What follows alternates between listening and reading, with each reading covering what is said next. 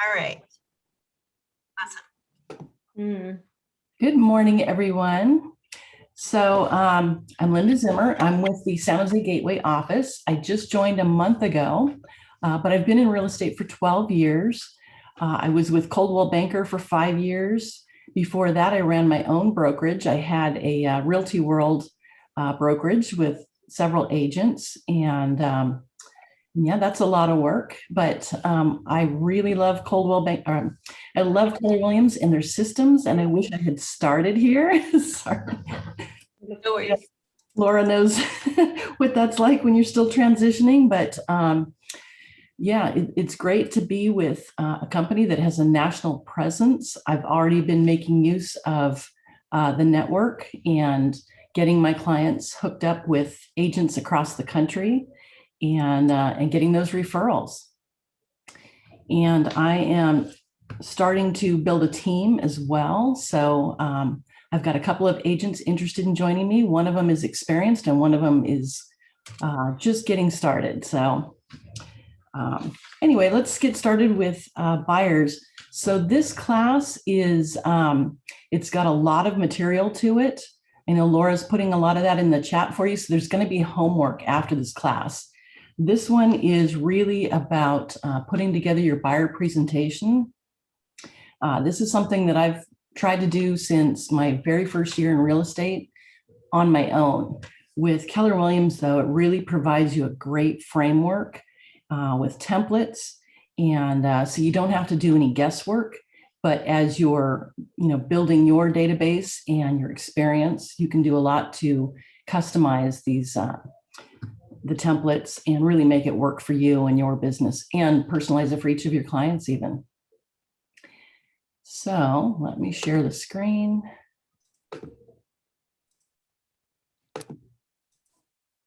Okay, so buyer consultations. So really this is about the purpose of having a buyer consultation and getting a buyer listing, which we'll show you what that means in just a minute, but let's go to the next screen. Okay, so as you guys have seen from several of our classes, what you do every day, you grow your business, you run your business. Today, what we're going to be focusing on is making buyer presentations and getting buyer listings. So when you have a seller listing, you're signing a contract with them that they're hiring you to market their house. With buyers, there is a buyer broker agreement in the CAR forms.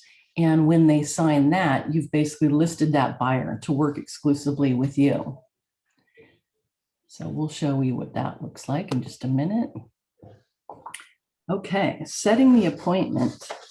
So to ask you guys a question, what part of the lead generation model is setting the appointment? And you can kind of see from the picture here, you're already from the top of the funnel down, you've cultivated the lead in your database, perhaps had some chats with them. A lot of times with buyers, you've already set them up with a lender, or maybe they already have their own lender and now they've got their buyer pre-approval from their lender and they are ready to go. So they're already in your sales pipeline now.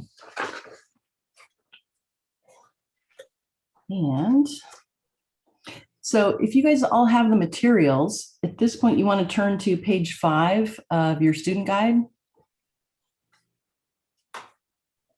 And a question for you, what is the goal of the buyer consultation? Anyone know why you'd want to meet with the buyers? I can answer that or help give a little bit, Linda. Okay. So the main reason we want to meet with our buyers is to inform them, number one, of the market, and then share with them what they can expect. Give them a brief overview of the process because we don't want to overwhelm them, especially if they're first-time home buyers. and make it fun, you know, have some excitement in your voice, and you know, and then also another main thing is we need to learn about what their goals are. Exactly. So there's three main goals. And as Yvonne mentioned, one is to find out what their needs, their wants, and their values are. Two is to deliver your value proposition. And this buyer consultation presentation will help do that for you and set their expectations for how you'll work with them to find their dream home. And finding the home isn't everything. That's just the beginning, really. And so the buyer presentation will kind of help set their expectations as to everything that's involved, from finding that dream home to actually closing on it. And then the third goal is to close with a signed buyer representation agreement. When I first started in real estate, there were a lot of agents that said they don't bother to use that. And so as a beginning agent, I didn't either. But what ends up happening if you don't have that, or at least discuss it with your buyers, is they're working with several other agents, and you're out there every weekend showing them homes, maybe even writing some offers.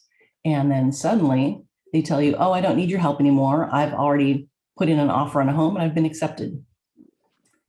So the buyer representation agreement sets the expectations for everything that you will do for them, and basically requires them to work with you, be honest with what their timeline is, work towards getting their pre-approval, and basically becoming a ready, willing, and able buyer that you can work with. Linda, Yes. what if the buyer doesn't want to sign the agreement? Then what would you do at that point? That's a good question. So one of the materials, there's a lot of materials for this class that I want you guys to take a look at after the class.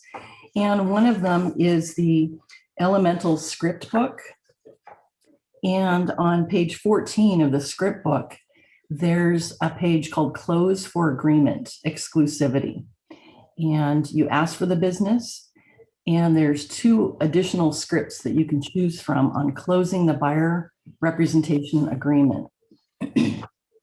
So one of them says, what we're going to do now is sign the buyer representation agreement, which puts me to work for you. You're giving me the tool I need to represent you in your purchase. With this, I have the opportunity to negotiate for you and get the best deal. And getting the best deal is important to you, isn't it?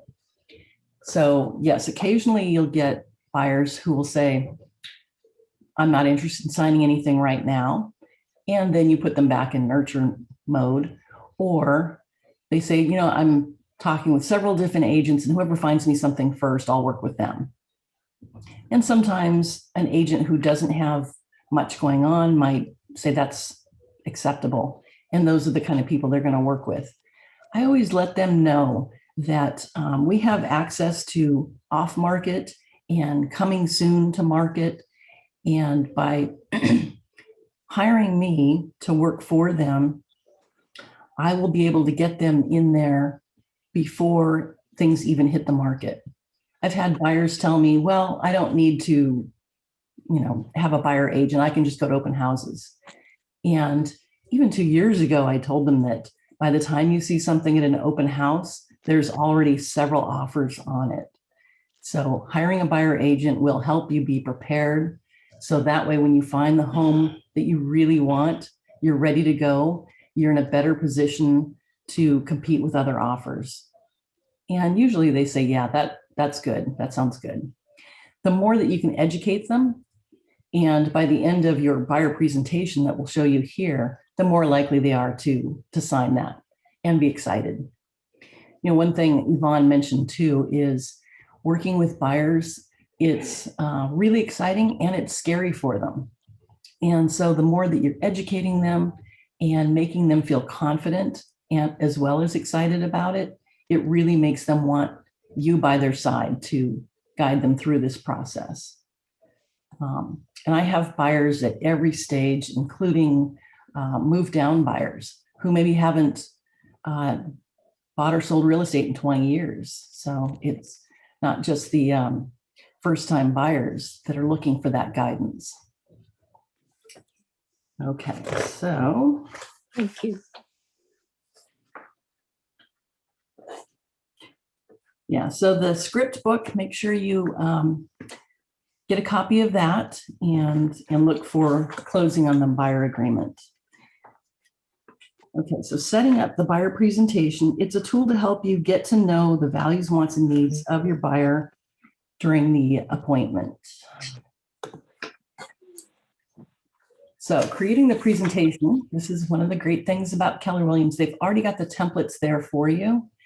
And in Designs in Command, if you've already looked around in there, you've probably noticed they have, I think, about 5 or 6 different templates you can choose from. And you can kind of customize it depending on whether you're working with a luxury buyer, a first-time buyer. There's traditional looking presentations and more modern looking ones. You can pick one that really fits with your branding, your personal branding. We're going to discuss each section of the buyer presentation. We won't go into every detail of it because this will be part of your homework, is going into designs and starting a buyer presentation. There's also additional help as you're going through that. That is on, let's see, I don't know if they put that link in there, but there's a KW command help link. So if you don't find that somewhere, just put your email in the chat and we'll make sure to get that to you. Okay, on the first page, table of contents. There's a lot that you can do with this, including making changes, adding, deleting pages, and even reordering the sections so that it works for you. And you might want to make it a little different depending on your clients. And as you go through your career over the years, you find some things you'll need more of, maybe neighborhoods, that kind of thing. In Santa Clara County, we have so many different neighborhoods, and we get people that come here from out of the area that maybe want to look at 6 different neighborhoods before they kind of narrow in on 1 or 2 that they really like. So, question for you guys. What kind of resources might you use to help you with the content in building your buyer presentation? Anybody have a guess? One of the best ones, one of the best resources is in your Ignite toolkit. It's called Buyer Lead Sheet. And you can see that, probably not, it just looks white, but it's a 2-sided sheet that you'd bring with you. And you're going to be taking notes on your buyer, but use that lead sheet as you're building your presentation template as well, because it gives you a lot of good ideas on things that you want to find out from your buyer. Okay, on the first page, this one is talking to them about finding their dream home. And if you guys have your student book, turn to page 6. So this page, the objective of this page, if you guys can see that, visualizing your dream scenario for buying your home. What this does is it kind of helps get you familiar with their expectations of a real estate agent. Maybe they've already worked with other agents before. Maybe this is their first time. And so you want to ask some of these probing questions. You know, what's the one thing that can happen that would make your dream scenario a reality? What can I do to make that happen for you? There might be even other ways you want to ask these questions. And so you can change all these things around. You can even change out the picture depending on whether you're working with a millennial couple with no kids, or maybe a couple who's getting ready to retire. So you can change that out to personalize just for your clients. I definitely suggest putting one of these together as a template and then personalize it for each of your consultations. Building your preference profile. So this one, you're going to turn to the next page, to page 8 in your student guide. And what are the objectives of the questions on this page? Anyone know? This one really is to help you set expectations for your buyers and for them to set expectations with you, how they want to be communicated with. Some of them maybe work 12-hour days and want you to go preview properties for them and send them videos on text message. Some of them just want you to email a list of everything that's out there and then just set an appointment for Saturdays. Some want to know right away when something comes up, and they'll make time right after work on a Wednesday to go see that property. So that's what building the preference profile does, is it really helps build your relationship with that particular buyer and how you'll be working together.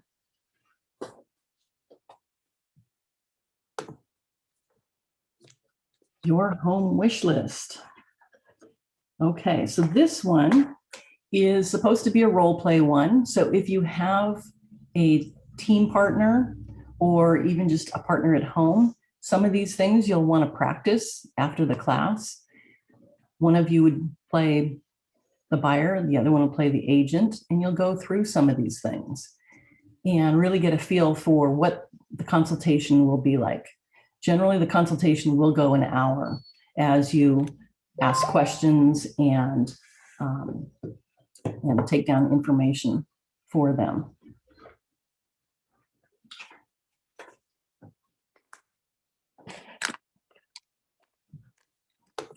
This one is really the kind of the heart of this buyer presentation, neighborhood insights. As it shows you, this one really demonstrates your expertise, whether you specialize in Los Gatos or Santa Cruz. There's certain areas maybe that you've grown up there, you know that area really well, or you're working with, let's say you are working on the Santa Cruz office, and a lot of the buyers you get are looking for a second home. So they're familiar with Santa Clara, Silicon Valley, but they're not quite as familiar with the different particular neighborhoods in Santa Cruz. This is a great way to show them everything that you know about those neighborhoods. And this page only has 2 neighborhoods, but you can add additional pages if there's, say, 5 or 6 cities, zip codes, or neighborhoods that you really want to showcase.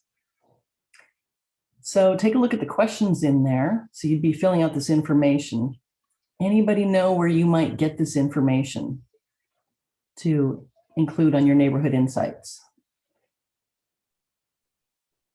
On the app or on command? Well, some of these, like the average listing price, price per square foot, average days on market, some of those you'd pull from the MLS. Oh, okay, got it. Neighborhood websites. This one's really good. You're probably just going to have to Google that and find ones that you think are the best. So this is where it helps. For example, I work a lot in Morgan Hill, San Martin, and Gilroy. And so I might go ahead and fill this out, but then knowing that I'm going to need to update it once a month as I meet with buyers. But a lot of these might stay the same: school ratings, websites, and then the rest of it I can just update once a month.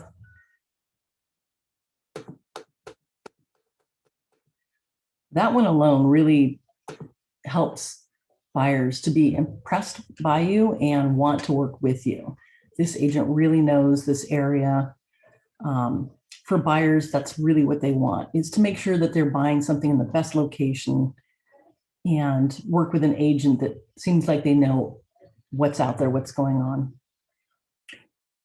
This page is great too, especially for people who haven't bought and sold in a long time, or maybe they're first-time buyers. My first-time buyers actually love this part of the presentation and kind of helping them go through. If you guys have seen the KW app, you know that we've already got that in there too, but this is really good to kind of go over with them in your presentation. And it helps build their confidence in you and your expertise.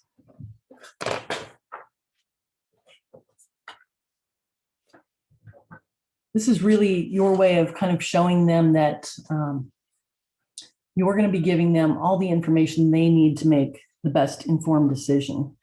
As you kind of go through your career, you might find that more and more of your buyers are looking for second homes or investment properties. Even though it feels like we're at the top of the market right now, we've got so many investors active in the market. And being able to show them that you have the expertise to help them, that helps build your book of business. Anybody have any questions on this part? You can certainly make changes on it, but as you can see, they've done a great job of just giving you the template and you can just run with it. This needs to go on the back of the Keller Mortgage page. So anytime you use that, and I like to show that page in my buyer packet. So this goes in the back of it.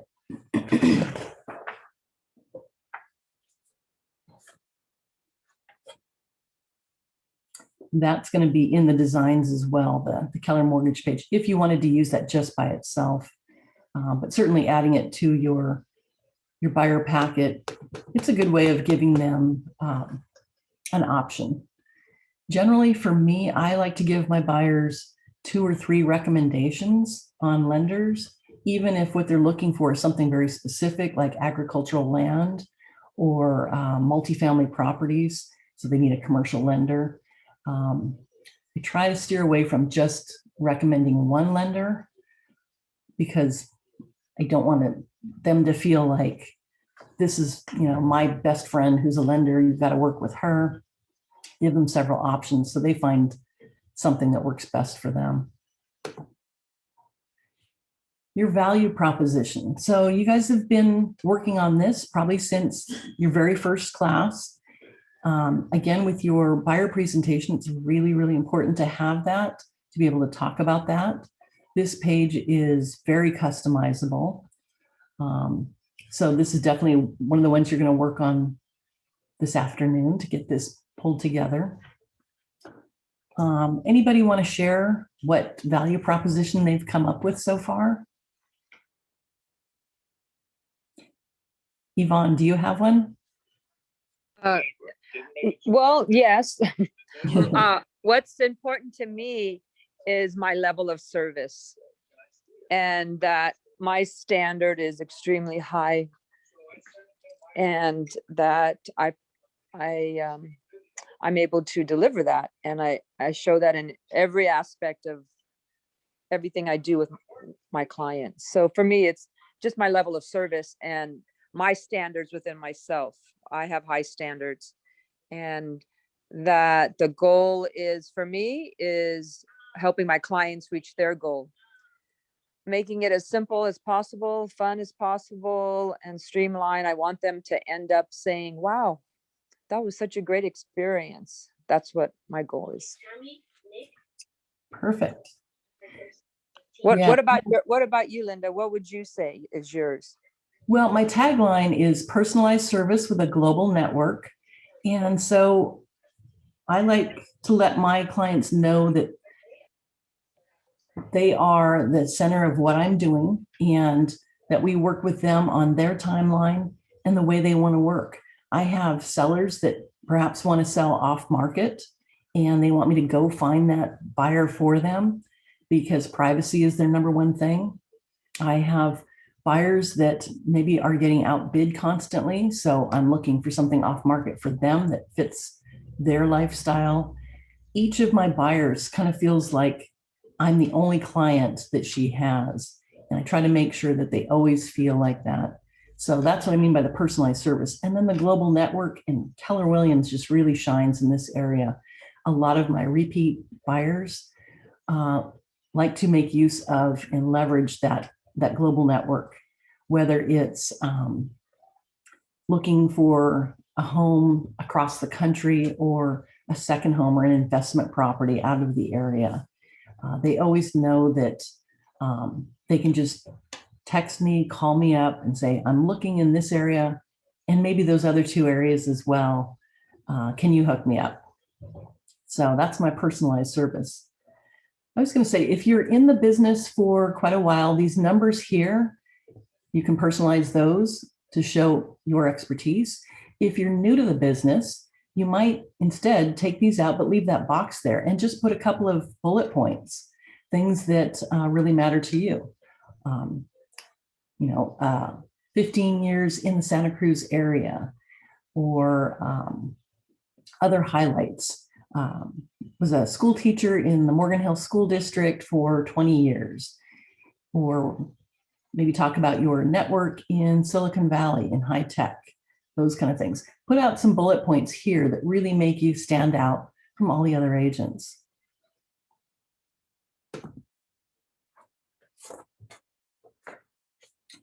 Okay, now we're at the consultation. Before you meet with your buyer, you want to print out a color copy of the buyer presentation to give to your buyer. For me, I like to put them in a customized folder. I have red folders for my buyers. I have really neat looking black folders with a red design on it for my sellers. And then the presentation goes on one side, my card is in there, and I might have a couple of other things in the other pocket as well. Whether it's resources to get their home ready for market, or for the buyers, there might be things on the process of buying, and then the lender representations too. So that way they have those contacts to call. In that script book that we mentioned too, take a look at that, because there are scripts for getting started on the buyer consultation. Practice that with your partners at either work or at home. Have them be the buyer, and have them sit down at the dinner table and practice that consultation. Like I said, a really good consultation will probably go about an hour. It shouldn't go more than that, and it really shouldn't go less than that, in order for you to cover all of the information that you need.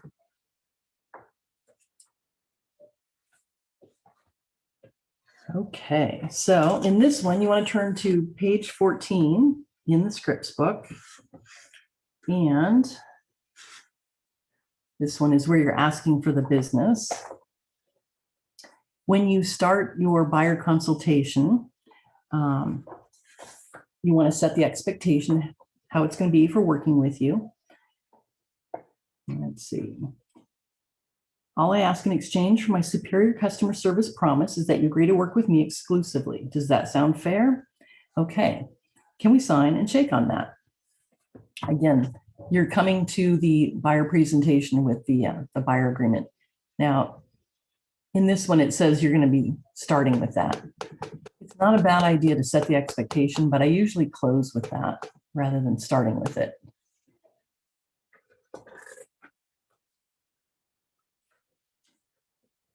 So it says here, participants, that the goal of the buyer consultation is to conclude with the signed buyer representation agreement, which is true. And quick question for you guys. Have you been in car forms and seen the buyer representation agreement? Anybody read through that? Yeah, somewhat. I kind of recommend, there's 3 different ones in there. There's an exclusive, there's non-exclusive, and there's wording in there that looks like the buyer should be paying you or agrees to pay you.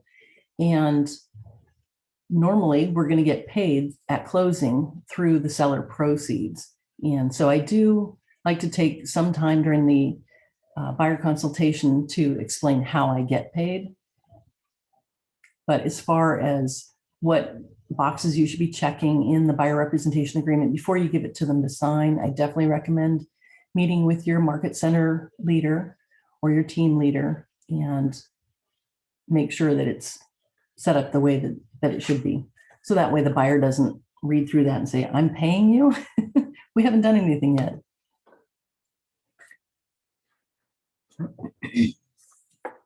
Okay, more on the representation agreement.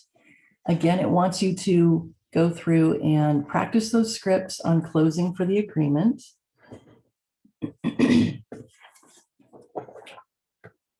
But the next thing, again, the buyer representation agreement, you can set the expectation and then close with it. You want to explain the benefits of pre-approval.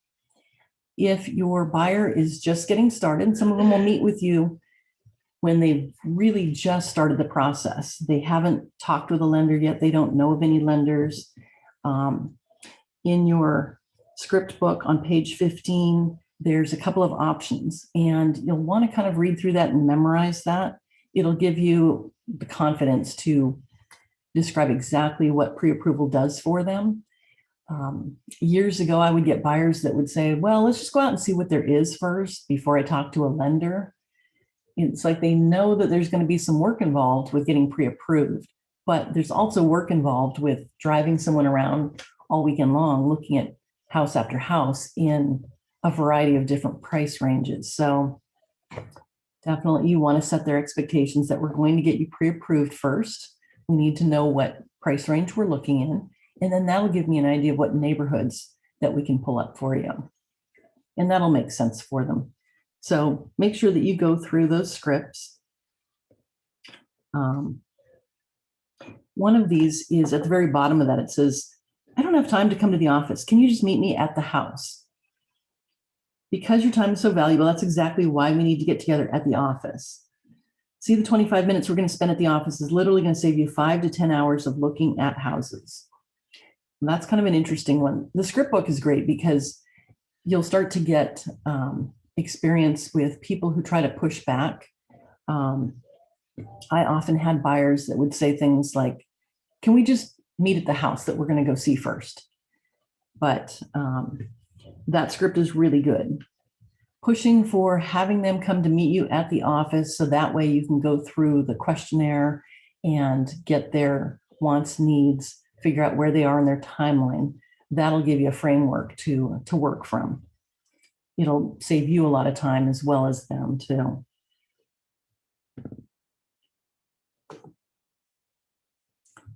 Okay, share your KW app. So I have a quick question for you guys. Has everyone already set up their app, checked it out, shared it with anyone? Yes, I have. What do you guys think of it so far? Do you have anyone using it? I have two last year or so, but I haven't really used it much. So I didn't really think it worked so well, but maybe it's improved now. Okay, It's very interesting. I like it. good. I think it's a great idea. I've just set mine up, to be honest. And so I still, I'm much more manual in the way that I help my buyers right now, going through the MLS, going to the tour meetings and listening to what's coming up. And before COVID, before we sold out of all of our inventory, I also would tour all of the new builds, new homes, and gather up the information, which lots were for sale, which models were for sale, and could share all that. That's also on the MLS too, the new construction, so you can share that with your buyers. Sorry, I think it's wonderful. I have to make it better because the thing is that it was just very slow to open all the time, and this one probably reason I didn't have a patience to wait for it to open. But maybe it has changed now, so I have to try again. I'm kind of restarting again because I had a little break there. So yeah. Well, and one of the things with Keller Williams, there's just such a plethora of tools and templates. It can be overwhelming, but there's also a lot of training, not just live classes that'll go through and show you things you hadn't seen before, but even on-demand articles, recordings, things like that. So whenever I see another agent on a webinar that's showing me how they're using Command, I learn something new each time. It's probably the same thing with the app as well. Hi, Linda, is that just the KW app from the App Store? Yes. Okay, I have it. I was starting to look through it, but then I got a little confused. I'm sorry, that's my daughter. Because it looks like it's more geared towards the consumer as opposed to the agent. But do I download it and just set it up and confirm I'm an agent? Yeah, that one is just customer focused. So sharing it is a way for you to actually get more leads. You can share it on social media, and people can use it to search properties on their iPad or their iPhone, and then it's branded to you. So that way you can see what Okay. your clients are looking for. And it feeds right back into Command. So when you're in Command in the office, you can see that this client or this brand new lead that you haven't even met yet are using your app to search for homes. It gives you new buyers to work I with. see. Okay, so I'll go ahead and go through it then and set it up. I just wanted to make sure I had the correct version of that app. Yeah. Yeah, I had a little trouble branding it to me, and I tested it by sending it to family members first and get their feedback. That's a good idea. I'm gonna run with that one just to get a feel for it. Yeah. Okay, collections and saved homes. So again, there's links in here for how to make each of these things work. So it's at answers.kw.com, and then you can search around in there. But if you guys are looking for help on specific pages in here, just put your email in the chat and I'll make sure that I get you the links, the articles, the materials. So as your clients are creating collections on your KW site and app, you're able to view the listings in those collections within their contact record. How will collections help you inform the buyer consultation process? And what are some trends you can look for to fit your buyer's needs?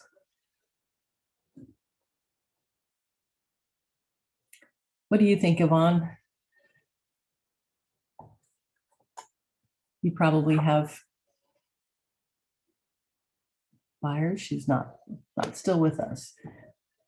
This one's kind of an advanced tool, but really it's a great way. Once you start getting a lot of leads, especially if you're doing paid leads or social media advertising, something like that, these will all get saved. And so you can go through and see who's been active. And first thing in the morning, you get on Command and you can see 5 people have been looking at homes, over the last 12 hours. And it gives you the first 5 people for you to call or reach out to and find out where they are in the process, and then start getting some of them to meet with you in the office and get them down that pipeline. Okay, so this is back at the KW app that we talked about. It says align your guide. If you guys have been playing around with this a little bit, you can see that there's a buyer guide and there's a seller guide.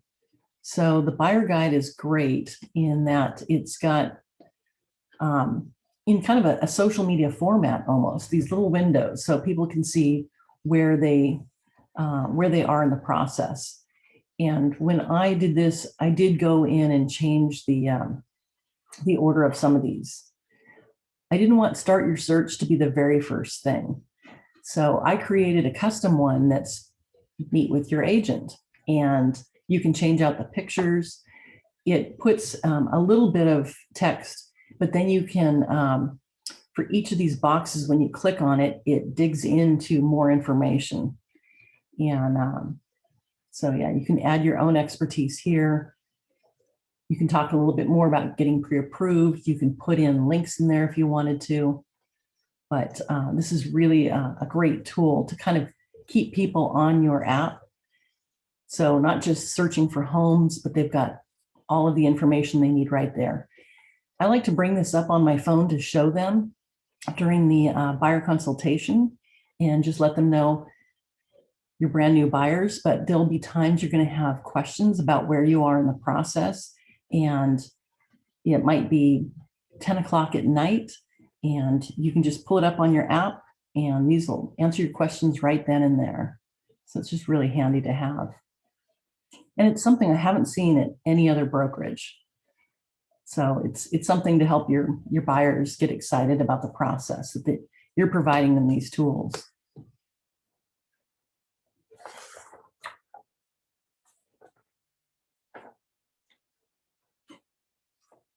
Okay, so we are now at the ahas.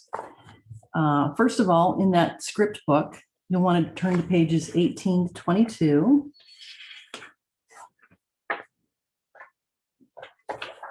And this takes you to after they have signed the buyer broker agreement. They're impressed with your customer service and your friendliness, and then all of the tools you can provide to them, the great service that you're going to provide for them. So they've signed that agreement. And now you're going to be explaining buyer closing costs. There's scripts for every part of the buyer consultation. So it really helps you be just ready to go for that meeting, be able to answer any questions that come up. Explaining buyer closing costs, establishing your showing process, setting the next appointment. Setting the next appointment is great when you have a buyer's market and there's just so much inventory out there that maybe you've shown them properties on a Saturday and those 6 properties didn't quite work for them. We know there's going to be 25 more over the following week. And so as you're doing your search, or they're doing their search maybe by Friday, you've kind of got the next 5 or 6 homes selected. But at that last Saturday showing, you've already set the next appointment. Let's plan to get together next Saturday at 10 a.m. or 1 p.m. or whatever time works for both of you guys. In this kind of market, it's really more about as soon as something comes on or is ready to see, we're more doing the text message rather than sending by email. And we're saying, okay, this just came up and my buyers that are already ready to go are saying, yeah, let's go see it tonight at 5:30. So you're just going to be customizing that depending on the market you're in and where your buyer is in the process. Do you guys have any questions so far on the buyer consultation? On the process or the presentation? One thing you guys might know, if you've gone to the Michael Lewis Marketing on Tuesdays, they also have some templates. So I would say start with the ones that are in Command Design first, but then take a look at the ones that Michael Lewis has. They're in the free stuff on their website. They have a very different kind of design. And so there might be some other ideas there. You might want to make your presentation look a little different. Add a few pages to your buyer packet. I really kind of liked the stuff that the Michael Lewis Marketing had. Okay, so has everybody already done the buyer consultations? Have you gone through them and started to put them together and customize them, or is this still kind of new? Yeah, I've tried to customize my own designs. Yeah, same here. I just realized that I had too many pages. I was trying to follow and see which pages to choose because there's a lots of them. So that was very helpful. You gave us to little guidance for what to put in there. Yeah. I like to add more stuff, but definitely you can take things out too, or change them around in whatever way works for you. Like I said, for the neighborhood expertise, I have those kind of templated now. So I have 6 of them so far. I'm probably going to put together another 6 for all these different. And Santa Clara County is so huge and so many different neighborhoods. And after a while with meeting buyers or seeing what they're looking at on your social media, it starts giving you an idea. Oh, I really need to look into the villages more. It looks like I'm going to have more senior buyers. Or Communications Hill seems to be really popular. There's not much inventory, but I want to add some expertise on that. How many pages you normally have in your presentation? I mean, what's the average? The average 12 is good because it still gives you time as you're discussing and asking questions. It can take 45 minutes to an hour. But usually what I do is I'll have them not go through page by page by page, but I will kind of show them on my computer the buyer consultation presentation. And then the printed one is just in their folder, so they can go through it later. So that the printed one might actually have more pages, more things for them to look through. And a lot of my buyers and even some of my sellers, when I go meet with them again, they'll have it with them or they'll have it on their coffee table. And you can see that they did take the time to go through it. So I put it together in a way that making sure that each of the pages has value, is updated. And like I said, especially with my brand new buyers, my first time buyers, they bring that with them each time. One of the things I liked doing before I came to Keller Williams is in their buyer process book, I added a few pages for them to take notes on their favorite houses. If we went to go see 5 houses, you know, in the script book, it says to ask them after each one, would you want to buy this house? What I preferred to do was at the end of the showing, maybe it was 2 hours later, I'd ask them to put them in order of their favorite and then ask why. They would give you an idea. They might say, we're comfortable with a fixer-upper, but then you realize they really like move-in ready. Maybe we'll add a couple of brand new homes to their search. So giving them a little place to add their own notes was really helpful.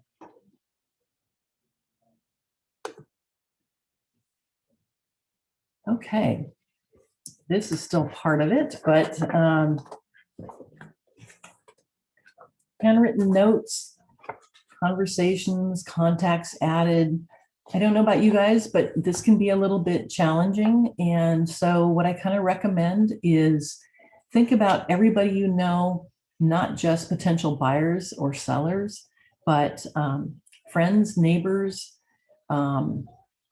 vendors, and send out notes. I have, when I worked in high tech, I kept in touch with a lot of these people after I left. And so sometimes I'll keep in touch with them by LinkedIn. That might take the place of a handwritten note, but some of my friends who live in the neighborhood where I used to live a couple of years ago, I like sending them a card once a month. And some of them have liked that so much, and just keeping in touch with them, they end up sending me referrals for people they know. I know this cute young couple that's looking to move to Morgan Hill area. And so just those kind of conversations or cards in the mail or a touch on Facebook or LinkedIn just kind of reminds them that you're in the business, and helps get you more leads to put into command. The 10 home previews per week, we're just about back. Right now, it's just on the MLS, but now that open houses are starting to open up, pretty soon we'll be able to do broker tours.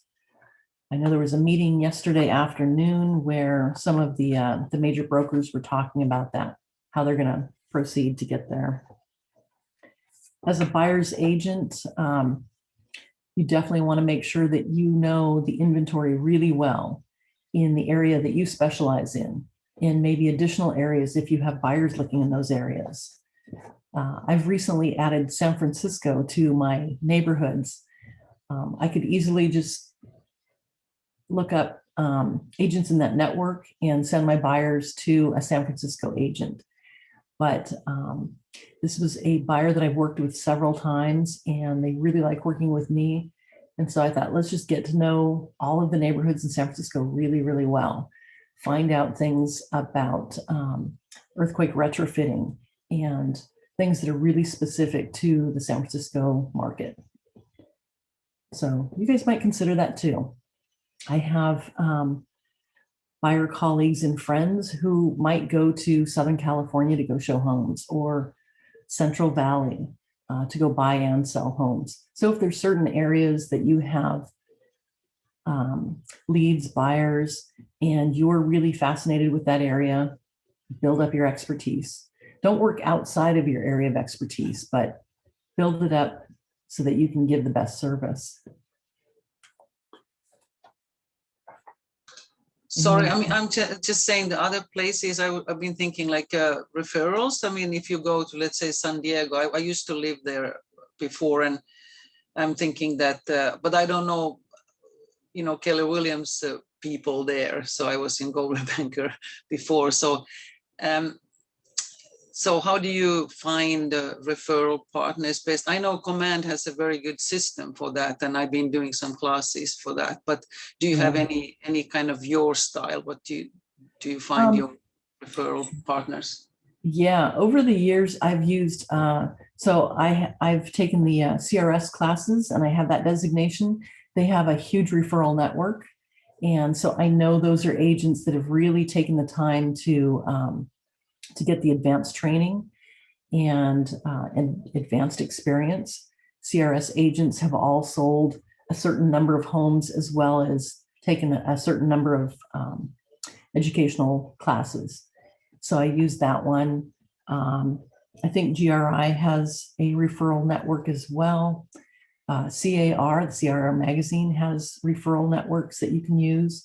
Whenever I've gone to conferences, I usually trade cards with people and talk to them about their areas. That's how I met an agent who specialized in Charlotte, North Carolina. I thought, well, that's fun and interesting. She's a nice person. But what I didn't realize is I ended up sending 3 clients her way. I had no idea Charlotte, North Carolina would be that popular, but it was really good being able to meet somebody in person, find out their work ethic. And so Command is a good way to kind of keep tabs on all of your your referral agent contacts as well. So not just buyers and sellers, but friends, neighbors, vendors, and other agents.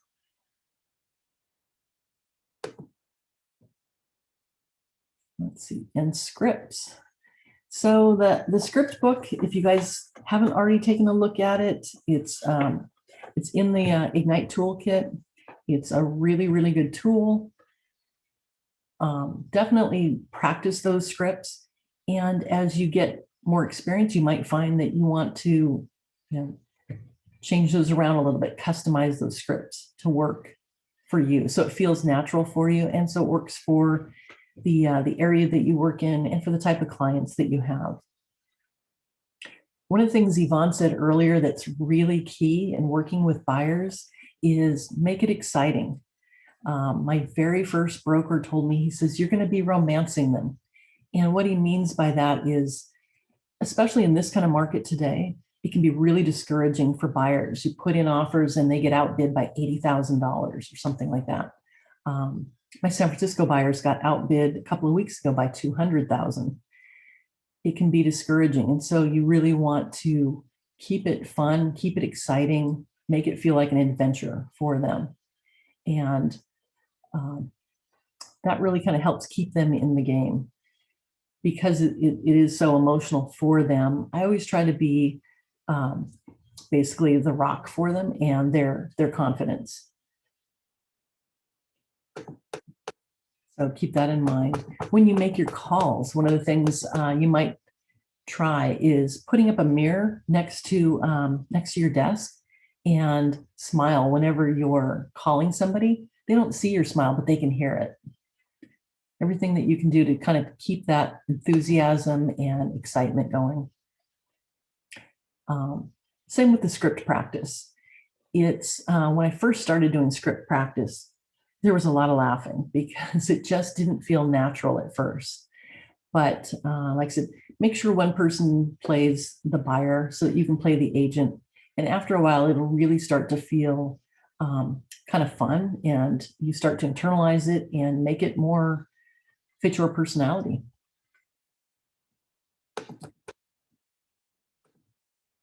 They cover the do not call. That's usually on the second page of all of the student guidebooks. So make sure you always check the do not call list before you do cold calls. Although I don't even recommend doing cold calling. I call everybody I know. And within probably 2 years of being in the business, I would say 75% of my business comes from referrals. So most people will work with somebody they know or someone they know who's been referred to them. You can make your business a lot more fun and rewarding. Okay. This last one here is a good one. So, like I said, there's so much available with Keller Williams. And like I said, I just joined a month ago. I'm still learning some of these things as well.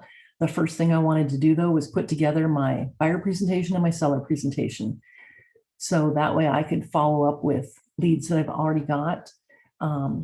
If you don't have leads right now, this is a great time to really work on your marketing, your branding, all that kind of thing. Learn as much as you can. If you're hustling in between leads and clients already and you need quick answers, there's a lot of these are on demand. So definitely make use of those. And add this in as part of your successful day. Like I said, the buyer presentations it's going to need a lot of work in the beginning of it. And then you're probably going to want to revisit it once a year and make sure that you've added in testimonials, add in updated numbers. That's another thing is in my buyer presentation, I did add in a page of testimonials from past clients, just the buyer clients. I tried to get testimonials after each closing, and the ones that come from buyers, especially first-time buyers, it really helps when somebody brand new that I'm meeting with, they see that and get the feel that, yes, this is the kind of person I want to work with. Any questions?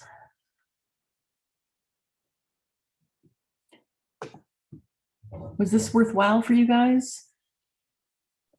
Or is everybody going to be just working with sellers? No, it's good. Good information. Thank you, Linda. Yeah, really good information, Linda. I appreciate it. Yeah.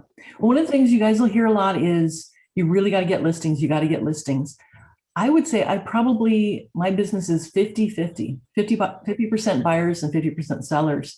And when I'm keeping in touch with my past clients, I still enjoy keeping in touch with my sellers that have moved out of the area, but it's my buyers. They're the ones that are continuing to work with me, either to do move up purchases and sales or recommending friends and family. So working with buyers is a really good way to continue to build your business.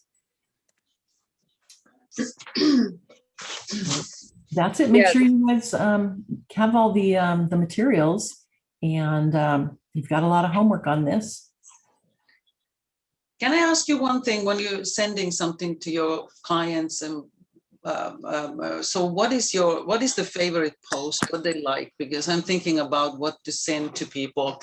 Is it the market trends or is it something else? The Command has also now you can design your own little monthly letter, or I mean like a little magazine type. Yeah. So I think that's kind of really exciting because you can also do that. But what do you think it's like if you get any feedback from them, what kind of thing is being popular? To send to buyer leads or to my past buyers? To anybody, if you send something monthly, because we should have these touches, and I'm trying to get more brave with my sphere people, my friends and things, and I'm thinking to start sending something like I like market reports myself, but then I also think that something what is more like a hobby things, or what do you think it's your favorite, your clients like most? They all like something different. Some of them like the market updates. Some of them prefer something a little bit more personal, like here's what's sold in this neighborhood, rather than everything in Gilroy or everything in Santa Clara County. They prefer to see everything in, say, Sunrise Park. So it depends. And with I gotta get dressed. With my closed buyers, I send them once a year. I send them a CMA on their property, and they love seeing how much their personal property has gone up. But monthly, I do the monthly updates, the market updates. Mhm. Yeah, market updates is mine. Which one you like? There's so many of them. I've been using Aku list, but is there better? I mean, I was thinking to see how is this RPR thing, which one you're using through MLS? Yeah, I've been doing the one on the MLS, the one that shows all of the counties. And then I kind of do a quick summary so I'll print it on one side, and then on the other side, there'll be a personal letter to say all of my neighbors with things that are either in bold or in red. So the letter just tells them, here's your monthly update. Just wanted to let you know that year over year, the single family homes in Gilroy have gone up 22%. And I'll put gone up 22% in red. Just to make it like really summarized, easy to read. There's some people who love the data, so they'll flip it over and say, okay, yeah, she's got the data to back it up.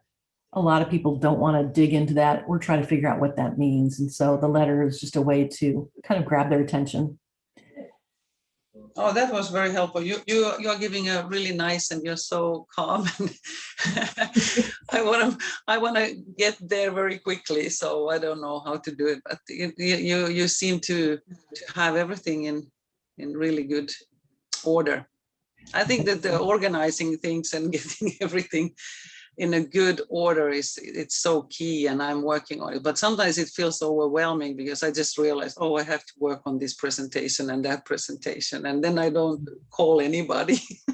Yeah, well, having those, polished up and set aside in the very beginning, so that way when you do call people and they say, well, let's go meet this afternoon, because sometimes that might happen, you'll have one ready to go, or Yes, exactly. that needs very little updating or personalizing. Yeah, and basically my best tips are build your database and work with people you know and ask for referrals. That's what makes real estate really fun. I don't do cold calls. I don't do door knocking. I only do open houses for my sellers that really want me to do it. Otherwise, I often let other agents do my open houses on my listings. I mostly just work on getting referrals rather than meeting new people. I do a little bit of purchasing leads and social media to get new leads, but that's just a small part of building my business.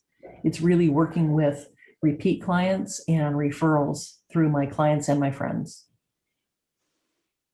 That kind of helps build your confidence too, is working with people who know you and want to support your business.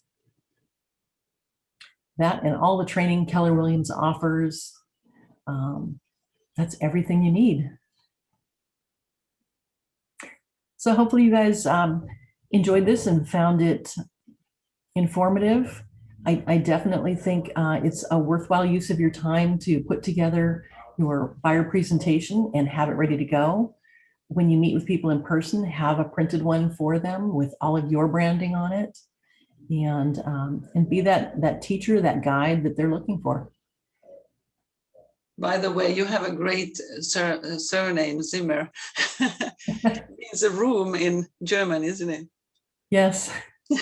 So yeah, it's a good name. My husband and I are rental property owners, so I guess oh, we're. Wow. It works very well.